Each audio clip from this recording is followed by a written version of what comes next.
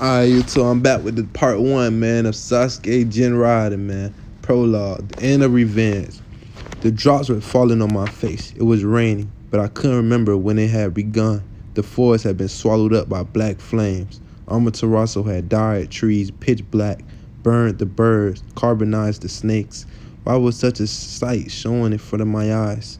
And then there was him, lying on the ground. Why was Itachi lying there? Doubts were twisting my mind. Why weren't my eyes been stolen? And why was I still alive? I couldn't understand. The mist generated by the water enveloped the black flames. All right, it was me who had evoked the rain, casting the great dragon flame technique to summon stormy clouds. Disappear with the thunder, I told Itachi, believing that this would be the last words I addressed to him. I thought with this blow, in which I had gathered all my remaining chakra, I could avenge the Uchiha clan, thus freeing myself from desire of revenge. However, Itachi managed to avoid Kirin, who I had cast against him with all my might. You have really become strong, Sasuke. With heavy breathing and blood dripping from his mouth, he had told me those words. What happened after that? All right, Itachi had evoked a huge creature, Susanoo. There was nothing I could do because my chakra had almost run out. At that moment, I had heard Orochimaru's voice. I'll lend you my power. I know that you need me, Sasuke. Then you have to take revenge on Itachi, then unleash my power. Only then you will fulfill your desire. I had indulged in that voice. Orochimaru was inside me and was fortunately trying to get out. I don't remember in the least what happened after that. When I had regained consciousness, Itachi was standing up before me, covered in wounds. Your eyes are mine now. I want to savor this moment to the fullest, he told me. The rain was pouring heavily, and Amaterasu was burning the forest. I lowered my eyes on him, now lying on the ground. I could still feel the touch of his fingers on my forehead. Why? What happened? Itachi had puked blood. What happened after that? Even if my blows had been completely rejected by Susanoo, I still had my eyes, and I was standing on my feet. Itachi's bloody hand reached out towards me, and while his knees were shaking violently, he had whispered something and reached out to touch my forehead with his kind, awfully nostalgic way of doing it. The second after that, he collapsed on the ground while I was still standing. The black clouds were discharging electric energy. The rain was watching Itachi's bloody hand. The end. The force left my body. It was the end of everything. With that last thought in my heart, I collapsed beside him. The rain didn't seem willing to stop.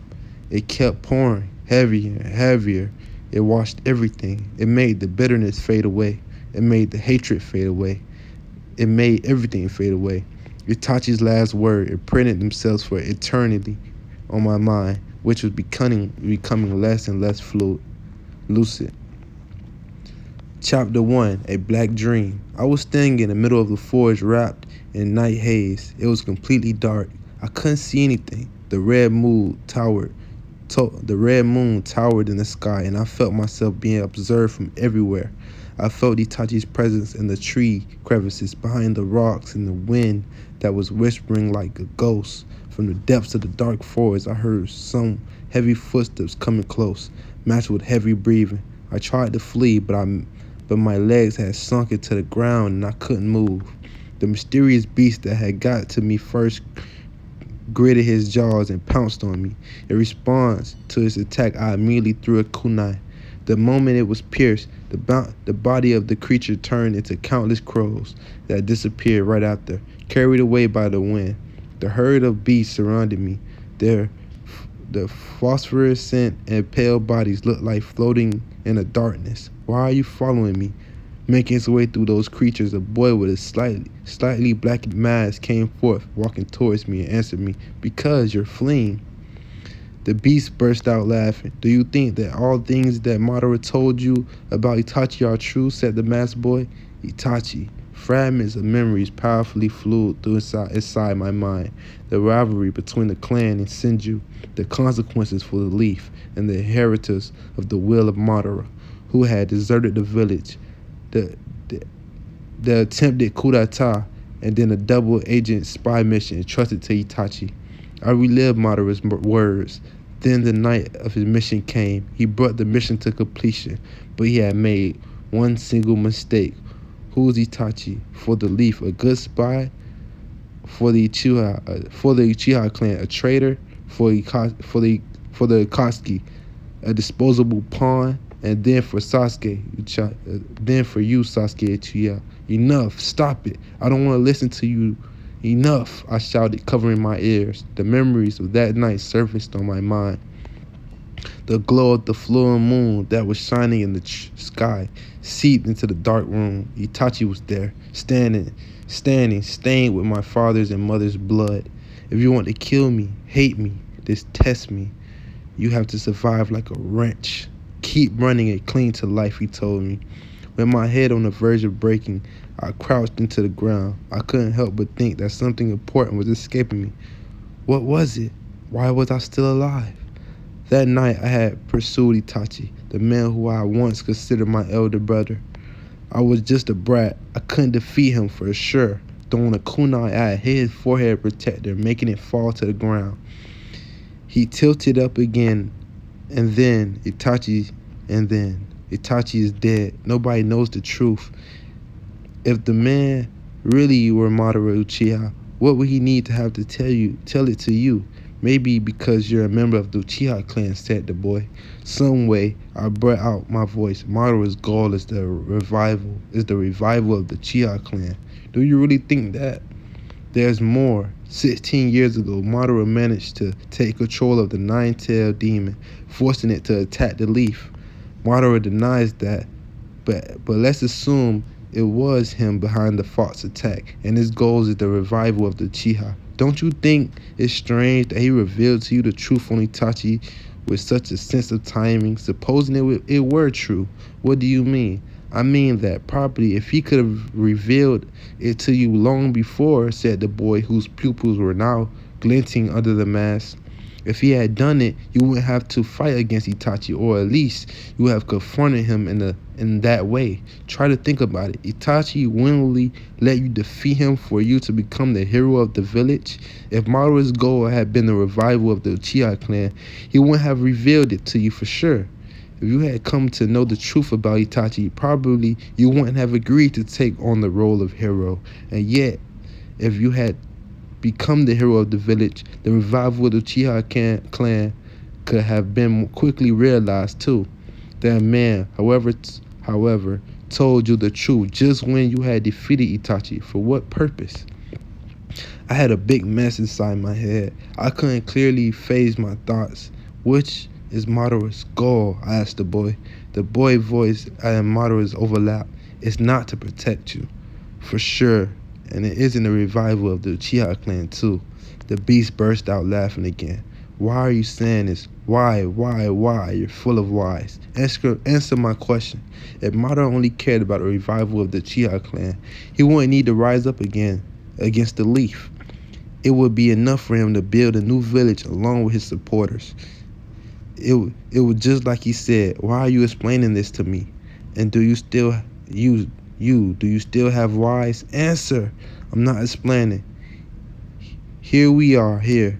I am you, and you are me. All the thing I said to you, you already knew it long before. This is a dream of mine. We could say so, as we could say not. Don't avoid the question. I'm not avoiding anything. Here we are in the depths of your consciousness. If you feel like calling it a dream, do as you please. In the depths of your consciousness, exactly. My sight clouded over.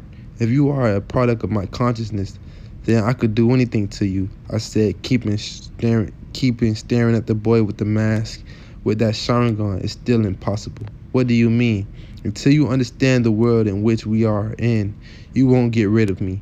Then, turning his gaze up, he told me, look, shining in the night sky, there was no more the moon, but a huge Sharingan. From that was a snaring motionless, bloody tears gushed out. Itachi's crying inside of you. What do you think is the reason? And after a pause, he continued, the reason is that you haven't understood a thing of this world. What What do you mean that since I can't understand my dream, Itachi can't rest in peace? Now I have a question to ask. Madara is a dangerous man. Fine manipulates the others, imposing his will for peace, for the Uchiha, for Itachi, for you. He even came to hide the truth about Itachi and made you fight. What's his goal? Increasing more and more the hate you're feeling. I was listening silently. You always try to vent your hate. Now that Itachi's dead, although you understand you were manipulated by Madara, you're trying to direct your grudge against the leaf. Come on, let's hear it. What's your true nature? My true nature? Between being controlled by others and control the others according to your own will, there's a huge difference. What will your true self do from now on? Stop talking as if you knew everything. The beast laughed, one after another, gave out a howl that spread in the distance. Until you understand this meeting, it will be impossible for you to go out in this black dream. Remember that I am you. I'm Itachi. I'm the only witness that watched accurately the greatness and the decadence of the Uchiha clan. Those were the last words of the masked boy. The moment after the black dream deformed itself, and just like a puzzle, it started crumbling into 1,000 pieces. Mixed in a vortex, the fragments turned into 1,000 crows and disappeared in the air. When I woke up, I vaguely sensed the ticking noise of water dropping from the rock surfaces. For a moment, I couldn't tell where I was. It was a cave from rock. Maybe I fell asleep while I was listening to Madara's words. I couldn't tell if the dim lighting was due to the candle flame or the searing pain that afflicted my eyes. I couldn't understand where the dream ended, leaving room for reality. Still lying on a straw mat, I stared at the scaluses of the roof. That black dream was terribly realistic. I had the feeling that my brain was enveloped by a gray mist and I felt my head heavy. The manga killed Sharingan high in the sky. Boy with the mask, the dark forest, the murder of the crows similar to a vortex. I clearly remembered about all that, but no matter how much I rummaged in my mind, I couldn't grasp the really important thing. After a while, I convinced myself that there wasn't anything of such relevance. It was just a dream. I told myself that in the ninja world, nothing was certain. The second I made this consideration, I heard Itachi's voice. Forgive me, Sasuke. This is the last time. I kept staring at the roof. Something certain. That night, when I was still in insufferable bright, Itachi hadn't killed me. Something certain. Inside those eyes, they gave me a searing pain. They were the Mangekyo Sharingan given to me by Itachi. Something certain. I was freed from Orochimaru's seal. And again, something certain. Itachi had touched my forehead. Forgive me, Sasuke. This is the last time. I tried to touch my forehead, but my fingers were neither heavy or warm like Itachi's. Suddenly, my eyes filled with tears, and I clenched my knees to my chest. I was once again swallowed by a short dream. Behind Itachi, full of wounds, the people from the leaf were laughing. Naruto, Sasuke, Sakura, Kakashi, they all were laughing with an amused look. What's so funny? I shouted, dashing towards them. My fist, however, went through Naruto's body, and my kick through Sakura's, and the kunai made Kakashi slightly tremble, just as if it was a mirage. Quit laughing, that's enough. Something certain. The Uchiha had died out. Itachi was dead, and people of the leaf were laughing. I sensed a pretense and I turned back. You're really having bad dreams. Madara's silhouette appeared from within the darkness. So how are your wounds? I raised my trunk. It's normal, however much he was shaken from his disease. Itachi Uchiha certainly wasn't a lousy opponent. Itachi, some way I managed to move my mouth, whereas Itachi's Zetsu and I buried him with full honors. Zetsu, that sort of carnivorous plant. Y'all know what I mean. Carnivore plant, whatever. Yes. What about his eyes? So you know about their secret. Itachi told me he claimed that if you steal the eyes of Uchiha, you can get the Mangekyo Sharingan whose light will shine eternally, and that you seize your brothers. So this is what he told you yesterday. But the truth is that my brother presented them to me. I would have liked to ask him where Itachi had been buried, but I couldn't. A searing pain pierced my eyes. I covered my face with both hands and I put my knees over my chest. It looked like you haven't got used to your Mangekyo yet. The pain will last for a while. Madara came closer and handed me something. It was in Itachi's pocket. A little bit old, but it's better than nothing. I looked. It was eye drops. I've had no reason to trust you. Do you really think I'm such a thoughtless guy to put those eye drops in? But instead of telling him this, I accepted the flasks and noticed that there were some drops left at the bottom. Itachi was dead and my revenge had been accomplished. Even if it had been poison, it wouldn't have mattered. When I put some in, my eyes cooled down and the pain settled. Don't worry, Itachi's eyes have been set apart so they can be transplanted sooner or later, Madara told me, while his silhouette started to fade slowly. Supposing that what Itachi told me yesterday is the truth, what will you gain in telling me? I asked him, rubbing my eyes hard. Madara didn't answer. He just stood still. You were the one who talked to me about it, and I can decide if trusting you or not. Then try to win my trust. Why did you tell me those things? I continued staring at him through my fingers. A long silhouette followed. Then Madara said calmly, I did it to become your comrade. In his attempt to protect the leaf, Itachi betrayed the Uchiha clan. Furthermore, he wanted you to stay loyal to the village. If you respected Itachi's will, you would probably live in the right way. But in this case, we would be enemies. Do you plan to destroy the leaf? I hardly care about the leaf. You hardly care. The thing I long for is much further away. Do you mean the Akatsuki was gathering the tail beasts for this purpose? Exactly. Madara, what's your goal? My goal, well, if I really had to tell you, is to lead this world towards a dimension in which justice doesn't exist. What do you mean? Well, let's take war, for instance. It consists of the clashes of two justices. There's no way to tell which one of the two is right. The winner point of view is always accepted as right. This is the way of the story is written. I listen silently. In other words, justice is power. Justice without power ends up being thrown away like garbage. Moreover, if it's true that justice is power, the end of the world is just a matter of time. Do you want to know why? Because it would be irreversible damage by the clash of most powerful beings. Are you talking about the clash among tailed beasts? I asked him, holding my breath. You could look at it in this way. So you would tend to gather the tailed beasts and try to tame them? Is this what you would tend to do? Madara said nothing. He just stared at me. Such a thing is impossible.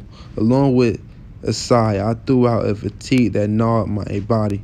Do you have no idea how much problematic it is to have tailed beasts for every village? Even with the Mangekyo Sharingans, it's impossible. It's absolutely impossible to control all 9 tailed beasts. I deduced that you're not interested in my project.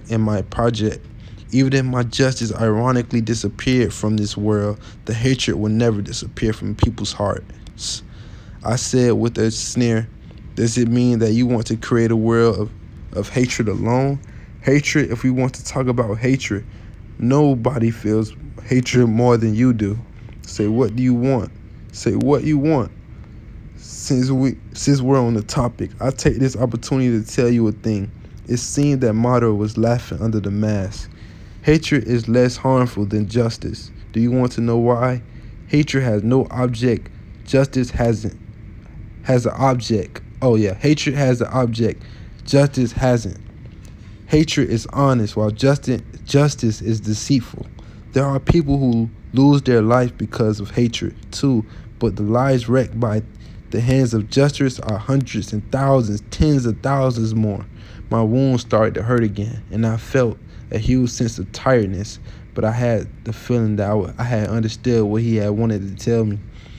I could see black flames burning the leaf to ashes. The mere thought of using Amaterasu to burn the Leaf Village had thrown Itachi into hell made me feel relieved.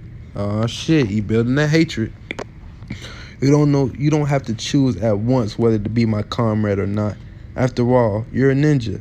You can use me without allying yourself with me. Well, anyway, we'll end up with the same result. Remember, Sasuke, our goals aren't completely incompatible. We already are beyond justice, and this illusion will not affect us anymore. I could see that those were sophisms, but that the man's words had a compelling charm, the tone of which his voice had able to shake people's heart. The tone of his voice was able to shake people's heart. Yeah, I know that, but that nigga Obito got him some talk no jutsu like a motherfucker. This shit ain't as powerful as Naruto, but he got something for your ass. He'll get your ass crying and some more shit. Before leaving, Madara gave me a piece of paper. It belonged to Itachi. It was the request of medicine. Some digits were written on it, and below those were strange wording. The receipt matched the name Itachi Uchiha, while the collection date dated back to a long time before. Then there was a seal affixed to it, but I had no clue on how to read those characters. This isn't from Granny's cat shop. Granny Cat was the owner of the supply shop located near the ruins of the Soro district, and she also sold medicines. The Uchiha clan had always turned to her for supplying of weapons and medicines. That incomprehensible name could instead pertain to the new shop of which Itachi had become a customer, since he had become a missing nin or ninja in order to not leave any trace. I had looked at the eye drops flash, and I had noticed that the seal on it was the same. There were an address written on it, Village of the Wolf's Cry. That name sounded familiar to me. If memory didn't fail me, several years before, that village had declared itself neutral. I had heard that Village of the Wolf's Cry had emitted blue explosive powder, and it had become able to defend itself thanks to that. So the shop in which Itachi had become a customer was there, especially for you, Sasuke.